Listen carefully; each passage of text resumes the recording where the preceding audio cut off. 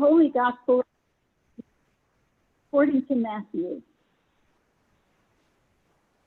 When the Pharisees heard that Jesus had silenced the Sadducees, they gathered together, and one of them, a lawyer, asked him a question to test him. Teacher, which commandment in the law is the greatest? And he said to him, you shall love the Lord your God with all your heart and with all your soul and with all your mind.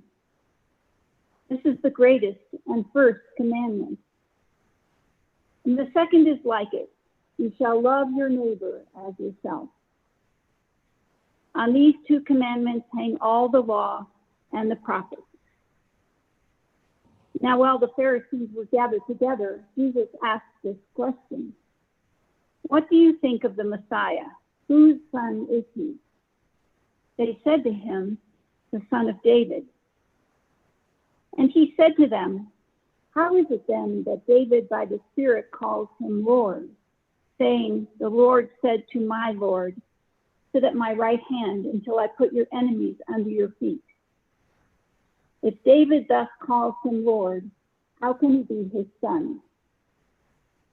No one was able to give him an answer, nor from that day did anyone dare to ask him any more questions. The Gospel of the Lord.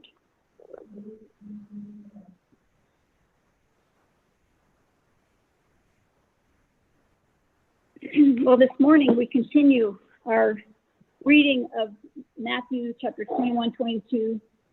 And we can see this morning that Jesus has silenced the Sadducees. And the scribes and the priests we've heard about before were unable to trip him up. And the conflict between Jesus and the religious authorities is just getting more difficult and strenuous, and it seems to be reaching a fever pitch. So today, we read about the Pharisees taking one more crack at Jesus. And then what we find is we go through the rest of Matthew's gospel, Jesus does some teaching, and things spiral out of control, and Jesus inevitably is arrested and crucified. So things are just getting more and more to a fever pitch. So the question these Pharisees bring, out of the hundreds of commandments in the law, which one is the greatest? And of course, Jesus answers that easily and correctly. But then he turns the table and tries to test them. And the Pharisees are very technical and literal about the law. They check with the law before they do lots of things and follow it to the letter.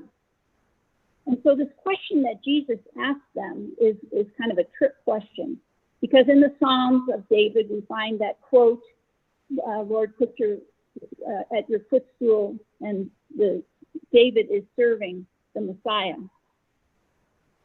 And the cultural norm, on the other hand, could not abide by a son, the son of David, being greater than the father.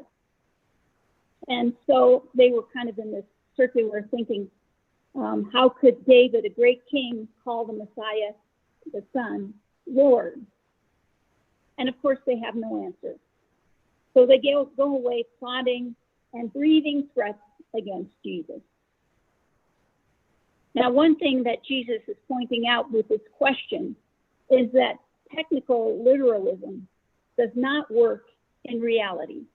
You find yourself with silly questions like David the son calling Jesus Lord, Jesus the son of David, David calling him Lord. All this technical literalism and following the letter of the law might be clever, but it distorts the true meaning of God's law, which of course is what Jesus says, let love be your guide. Love is the first and greatest commandment, and everything else will then fall into place. But of course, the Pharisees don't really understand how to love and needed the laws to guide them.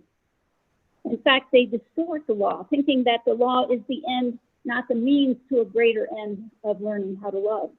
They revered the law and they idolized it, and they followed it to the letter. That was their claim to fame. What they didn't know is what I've said many times, is that God doesn't throw anyone out of heaven on a technicality. So they attended to the law rather than what the law was there for, as a guide to learning how to love. The law actually became a distraction for them from what it was really all about, which is love. So it's ironic then that they test the Lord of love on what it means to love. Today, October 25th, is Archer's first birthday, my grandson's first birthday. And he's been walking now for a few weeks. And of course, as soon as he started walking, the barriers went up the gate against the stairs, and keeping him out of the laundry room and all those barriers. They keep him out of trouble, and they help him to learn what's okay and what's off limits. And Forrest, at 3, his brother, has limits too, and I'm sure we all remember this from raising kids. He doesn't need the baby gates anymore. His limits are less restricted than Archer's. And he can actually go through those gates that keep Archer confined. But there are locks on the doors to keep him from going out into the garage or outside. And he has to stand close to mom or dad when in the parking lot, or wait with them before crossing the street. So these two little guys are learning how to navigate the world. And they have their appropriate restrictions to help them learn. Eventually, they'll learn what is safe and how to make their own boundaries and navigate through life. And they won't need those baby gates anymore. Well, the law acts in the same way as those baby gates. The law keeps us from heading off in the wrong direction and getting into trouble. As we learn how to love, the law guides us. And eventually, we don't need those baby gates anymore. We really don't need the law, because we learn how to love, and the gates are not needed. But we might get distracted along the way. We might begin to worship the law like the 50s did.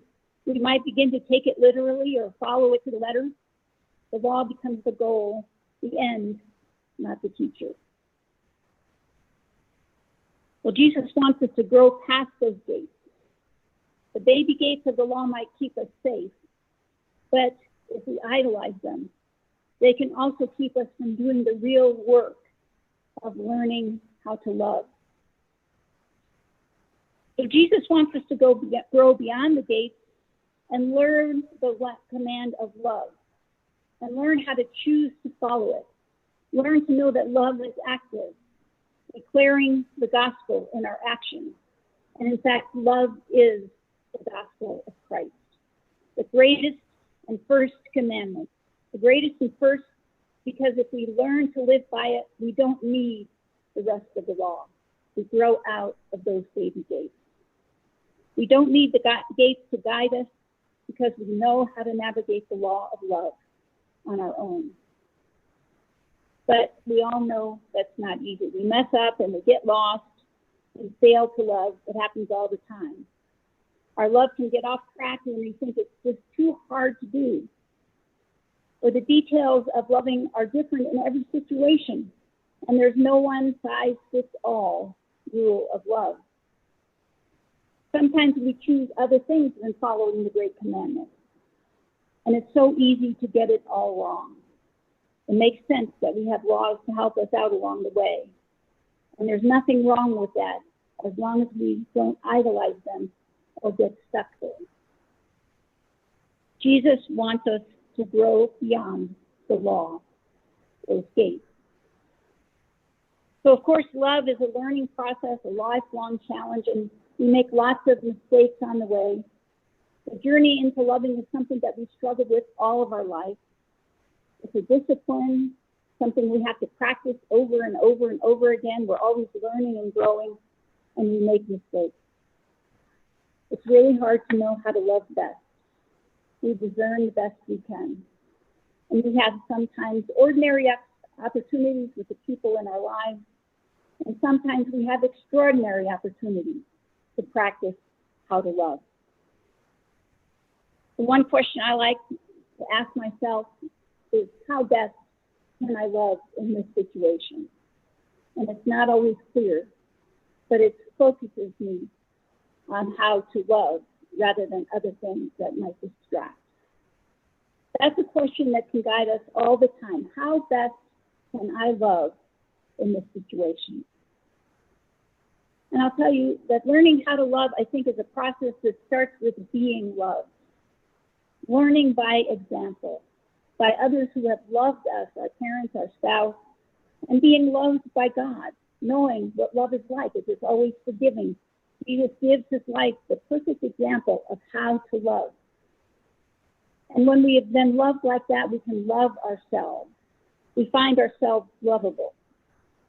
And loving ourselves sometimes in spite of ourselves, and allowing others to love us. As Jesus says, love the Lord your God with all your heart and with all your mind, and love your neighbor as yourself. So starting with the self is an important place to start. And then we can learn to love others out of that love that we have for God and for others. Our love for others will enable others then in turn to love themselves and love others. So it's an exponential growth of love when we begin to offer that gift of love to others. Some examples from this COVID time. There are small things that you can do to show love. This reminds me of Mother Teresa, who said, we can't all do great things, but we can do small things with great love. And in this COVID time, there are some small things that we can do with great love. Just think about it. Wear your mask with great love. You might start by doing that for yourself, but then you begin to do it for others because you realize they want you to wear it too. And then you might do it just because you know it's the right thing to do. Or social distance with great love for self, for others, because it's the right thing to do. Wash your hands with great love, again, for yourself and for others, and because it's the right thing to do. And limit indoor gatherings with great love.